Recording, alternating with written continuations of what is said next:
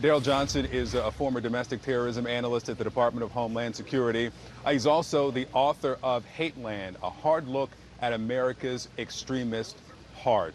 Daryl, thank you for being with me. Let's start here with this conspiracy theory that has really been embraced by, there's nothing really other else to call them, by these domestic terrorists in these mass shootings that we've seen. Why have they kind of coalesced and have glommed on to this theory?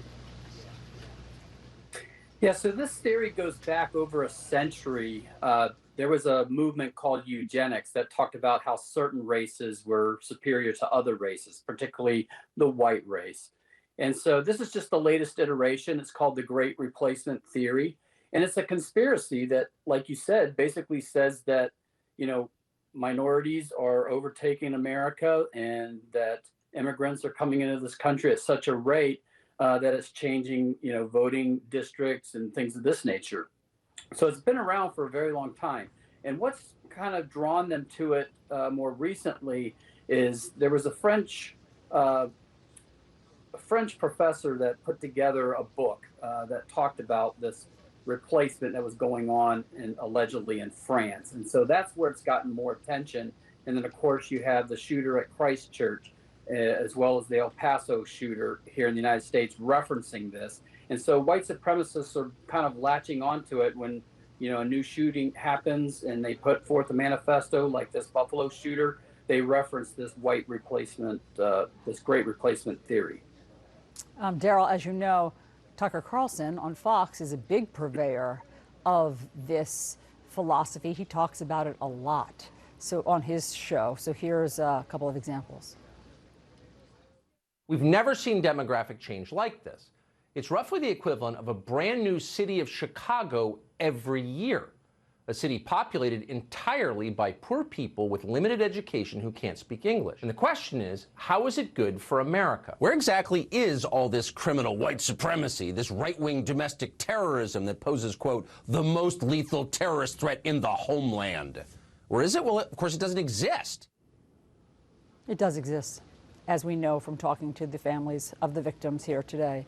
And so what's the effect, Daryl, of people like Tucker Carlson mainstreaming this? Yeah, so that's a good point. Another contributing factor is the mainstreaming of these conspiracy theories, whether it's the Great Replacement Theory, QAnon, some of these other things.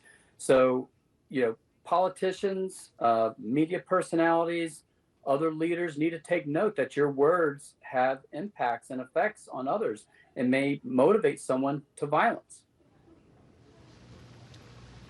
Is there a profile that is potentially more susceptible to accepting this? And I ask this because we've learned from this 180-page racist statement that the author says that he was radicalized online, bored online, found it, and then embraced it.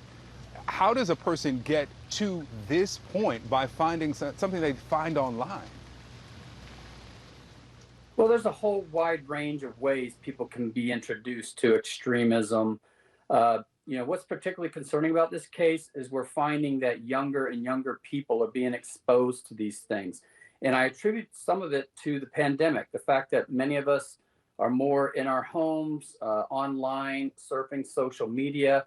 There's also, technology out there that actually feeds more and more information as you conduct searches and kind of force feeds these types of things if you're searching for conspiracy theories.